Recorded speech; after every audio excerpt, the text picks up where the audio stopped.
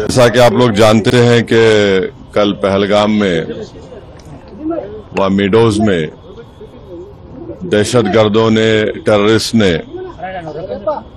उस mountainous area में वहां पर इंडिस्क्रिमिनेट तरीके से और मजहब पूछकर उन्होंने मासूम लोगों को वहां पर उनका कत्ल किया है। हम इसकी सख्त से सख्त अल्फाज में इसकी मजम्मत करते हैं, कंडेम करते हैं और हम उम्मीद करते हैं कि हुकूमत इन दहशतगर्दों को एक सबक सिखाएगी और साथ ही साथ हम जो लोग वहां पर जिनको कत्ल किया गया, इन टेररिस्ट ने इनको मारा है, हम उन तमाम फैमिलीज के साथ खड़े हैं और हम जो जख्मी हैं हम दुआ करते हैं कि वो जल्द से जल्द सेहतयाब हो। दूसरी अहम बात यह है कि ये एक इंटेलिजेंस फेलियर भी है और हुकूमत को, नरेंद्र मोदी हुकूमत को देखना है कि उनकी डिटरेंस पॉलिसी कितनी कामयाब हो रही नहीं हो रही है।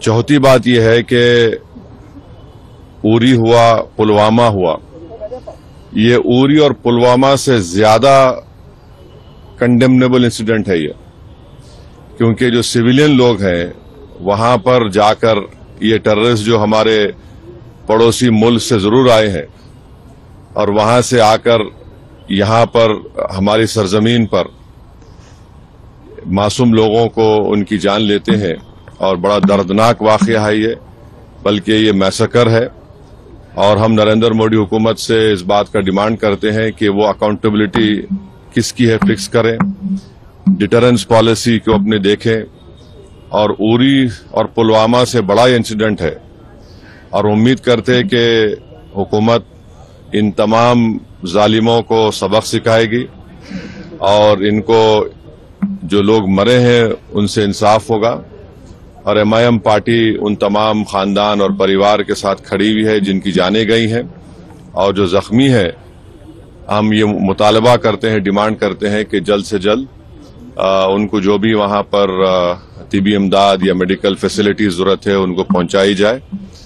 और ये कंडेमनेबल इंसिडेंट है। इसमें कश्मीर में टूरिज्म इंडस्ट्री को बहुत बड़ा इससे नुकसान पहुंचाने की कोशिश की जा रही है और ये टेररिस्ट जो आए हैं पड़ोसी मुल्क से, इनका एक ही मकसद है कि टेरर फैलाया जाए, मासूम लोगों की जान ली जाए और ये इनका एक तरीके से वहां से आना यहाँ पर हमारी सरजमीन पर और आकर इस इलाके को चूज करना, क्योंकि आप टेरेन आप देखेंगे पहलगाम में वो मेडोज जो है वहां पर घोड़े के ऊपर जाना पड़ता है आपको, ऐसा रोड भी नहीं है।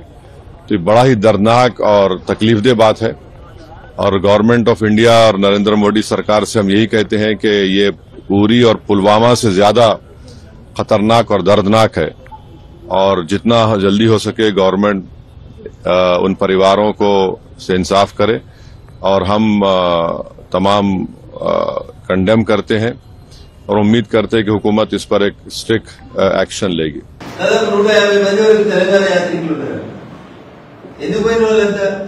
హర్యానాకి లేకపోతే జమ్మూ కాశ్మీర్ ఎక్కడ ఉంటది? ఒక రకమైనటువంటి సిస్టమేటిక్ క్రైమ్ చేసినందుకు ఈ దేశంలో ఉన్నటువంటి ప్రతిపక్ష పార్టీలు, ముఖ్యంగా కాంగ్రెస్ పార్టీ కుట్ర పడుతుంది. ఎప్పుడైతే రాహుల్ గాంధీ గారు అమెరికా లాంటి విదేశాల పర్యటనకు పోతాడో ఈ దేశంలో హింసను ప్రజ్వలిల్ల చేసేందుకు కుట్ర జరుగుతుంది. ఎప్పుడైతే ఎవరైనా బయట దేశం నుంచి పెద్దవాళ్ళు ఈ దేశానికి వస్తారో అప్పుడు ఈ దేశంలో శాంతి లేదని చెప్పి ఒక ప్రయత్నం చేస్తారు. అమెరికా ఉపాధ్యక్షుడు కుటుంబంతో వచ్చి ఈ దేశ చరిత్రను, ఈ దేశంలో ఉన్నటువంటి ఆలయాలను, ఈ దేశ సంస్కృతిని ఆకలింపు చేసుకునేందుకు ప్రయత్నం చేస్తున్న పరిణామ క్రమంలో 27 మంది అమాయకులు, అన్యం పొందిన తెలియని వ్యక్తులు జమ్మూ కాశ్మీర్ కి స్విట్జర్లాండ్ దేశం లాంటి దేశాలకు పోతే ఏమొస్తుంది, మన దేశంలోనే మన సంపదను మనం సృష్టించుకోవచ్చు అనే ఒక మంచి దేశంతో పోతే షర్ట్లు ఇప్పండి, ప్యాంట్లు ఇప్పండి, కడ్రాయాలు ఇప్పండి, ఇంకా దుర్మార్గంగా హింసకి బాధపడితే నోరు మూసుకున్నటువంటి విధాలు ఏమనాలో సమాజం ఆలోచించాలి. హిందూ బంధువులు ఒకసారి ఆలోచించాలి. వెస్ట్ బెంగాల్ లో ఏం జరుగుతుంది, కేరళలో ఏం జరుగుతుంది, జమ్మూ కాశ్మీర్ లో ఏం జరుగుతుంది, ఎటువైపు డ్రైవ్ చేస్తా ఉన్నారు ఒకసారి సమాజంలో ఉన్నటువంటి హిందూ సమాజంలో ఉన్నటువంటి ప్రజలందరూ కూడా ఆలోచించాలి. అంబేద్కర్ గారు ఇంకో మాట కూడా చెప్పింది, ఒకవేళ ఈ దేశాన్ని మతం ప్రాతిపదికన విభజించాల్సిన పరిస్థితులు వస్తే మళ్ళీ చెప్తా ఉన్నాడు అంబేద్కర్ గారు చెప్పిన మాటలే. ఒకవేళ భారతదేశాన్ని మతం ప్రాతిపదికన విభజించాల్సిన పరిస్థితులు వస్తే చివరి ముస్లిం వరకు భారతదేశం నుంచి పాకిస్తాన్ పంపించాల్సిందే. అప్పుడు మాత్రమే మతం ప్రాతిపదికన ఈ దేశాన్ని విభజించమని చెప్తారు అంబేద్కర్ గారు. ఇవన్నీ ఏ కనబడే ఇవన్నీ మనలో తెలిసిందిలో కొందరు పుస్తకం పట్టుకొని తిరుగుతారు. ఏం పుస్తకం అంటే కాన్స్టిట్యూషన్ అంటారు. ఏమున్నది రానంటే ఏం తెలియదంట. పేరు మాత్రం కాన్స్టిట్యూషన్ కాన్స్టిట్యూషన్ కాన్స్టిట్యూషన్ అని పట్టుకుంటారు. మరి ఆ కాన్స్టిట్యూషన్ లో రాముని బొమ్మ ఉన్నది. రఘునందన్ రాయలే, బీజేపీ రాయలే, ఆర్ఎస్ఎస్ రాయలేదు. అది రాసింది మీరు చెప్తున్నటువంటి అంబేద్కర్ గారు చైర్మన్ గా ఉన్నటువంటి రాజ్యాంగ నిర్మాతగా డాక్టర్ బిఆర్ అంబేద్కర్ ఉన్నటువంటి రాజ్యాంగంలోనే రాముని బొమ్మలు ఉంటాయి, కృష్ణుడి బొమ్మలు ఉంటాయి, భగవద్గీతకు సంబంధించిన ప్రస్తావన ఉంటది. ఇవేమి కనబడినటువంటి మూర్ఖులు చేతులు మాత్రం కాన్స్టిట్యూషన్ పుస్తకం పట్టుకొని ఈ దేశం లోపల హింసను ప్రేరేపిస్తూ పరోక్షంగా హిందూ సమాజం మీద, హిందూ మతం మీద, హిందూ జీవన విధానం మీద ఒక దాడి చేస్తూ వస్తా ఉన్నారు. దీన్ని భారతీయ జనతా పార్టీ తీవ్రంగా ఖండిస్తా ఉన్నాం. హిందువుల సహనాన్ని, హిందువులు పరమతాన్ని గౌరవించేటువంటి విధానాన్ని, హిందూ జీవన విధానాన్ని మీరు సరిగా అర్థం చేసుకోకపోతే ఈ గడ్డ ఖచ్చితంగా సమాధానం చెప్తుంది.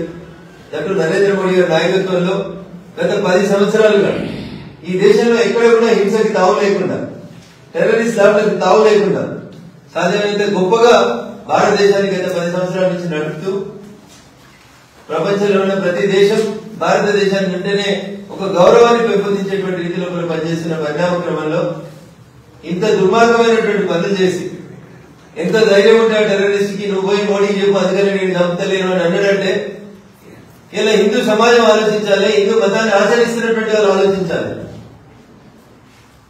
ఒకరికి ఏదైనా చిన్న సంఘటన జరిగిందంటే గగ్గోలు పెట్టేటువంటి ద సోకాల్డ్ సెక్యులర్ మేధావులంతా, సూడో మేధావులంతా, ఉత్తరాది దక్షిణాది అని మాట్లాడేటువంటి సినీ నటులంతా ఎందుకు నోరు మూసుకుంటారో ఒకసారి ఆలోచించాలి. ఇది వాళ్ళకి దేశం పట్ల ఉన్నటువంటి ప్రేమ. ఇది హిందువుల మీద, మెజారిటీ ప్రజల మీద దాడులు జరిగినప్పుడు ఆ పెద్దలు చేసేటువంటి పని. అందుకని భవిష్యత్తులో ఎప్పుడైనా అట్లాంటి మళ్ళీ మీడియా ముందుకు వస్తే మా విజ్ఞప్తి మీడియా కూడా అట్లాంటి మూర్ఖుల్ని మీడియా సామాజిక బహిష్కరణ చేయాలని చెప్పి కోరుకుంటా ఉన్నాను. సోషల్ బైకాట్ చేయాలని, మీడియా కూడా బైకాట్ చేయాలని చెప్పి మేము అప్పీల్ చేస్తా ఉన్నాం. ఎందుకు మాట్లాడరు? ఏమైనా మీ రోజులు తమిళనాడుకి వెళ్ళి, కర్ణాటకకి వెళ్ళి చాలా మాట్లాడతారు కదా. ప్రకాష్ రాజ్ గారు, కమల్ హాసన్ గారు, ద సోకాల్డ్ ఉదయనిధి స్టాలిన్ గారు, ఎందుకు మీ నోరులు ఎందుకు మూతపడి? మతం కాదు ఇది, హింస, టెర్రరిస్ట్ దాడి. మతం కాకపోతే పాండిట్ మని ఎందుకు అడుగుతాడు, డ్రాయరిట్ మని ఎందుకు అడుగుతాడు, ఖురాన్ చదువుమని ఎందుకు అడుగుతాడు? ఇది హింస కాదా? కళ్ళు కనబడతలేవా స్టాలిన్ కుటుంబానికి? కమల్ హాసన్ గారు కనబడతలేవా? ప్రకాష్ రాజ్ గారు అడిగేట్టుకో పోయిస్తాడు. మొన్న ఓ ప్రముఖ దినపత్రికలో రాస్తాడు ఎవరు దేశద్రోహి, ఎవరు దేశభక్తుడు అని ఉమర్ ఖలీద్ గురించి రాస్తాడు. మినిమం సెన్స్ ఉండాలి ప్రకాష్ రాజ్ నీకు. ఉమర్ ఖలీద్ అంటే జైలుకే తీసుకొచ్చి దక్షిణాదిలో ఆయన ఇంత సేఫ్ గా పెట్టుకుంటాడంట. ఇది ప్రకాష్ రాజ్ గారి అభిప్రాయం. మినిమం సెన్స్ ఉండాలి. ప్రకాష్ రాజ్ నోరు ఎందుకు ఓపెన్ అవుతలేదు ఒకసారి మాట్లాడాలి. అసలు మీరు హిందువులేనా? ఈ దేశ ప్రజలేనా? ఈ దేశం మీద కనీసం మినిమం ప్రేమ ఉందా మీకు? అదే చెప్పాలి. ఏం తప్పు చేశారని అట్లాంటి టూరిస్టులు చెప్తే కూడా మీకు నోరు రాకపోతే మీరు మనుషులు ఎట్లయితారు? పొద్దున్న లేస్తే ఒక చిన్న సంఘటన జరిగితే, ఒక మసీద్ మీద, ఒక చర్చి మీద రాయబడితే, పొద్దున్న లేస్తే సాయంత్రం దాకా వచ్చి టీవీలలో కూర్చొని మాట్లాడేటువంటి పెద్ద మనుషులకి, సూడో ఇంటలెక్చువల్స్లకి, మేధావులకి, బయట దేశాలకు వెళ్ళి పైసలు తీసుకుని మాట్లాడుకునేటువంటి వాళ్ళు ఇచ్చే జీతాలకి మాట్లాడేటువంటి మేధావులందరినీ సూటిగా అడుగుతున్నాడు. ఇలా 27 మంది ముక్కుపచ్చలారన్నారు.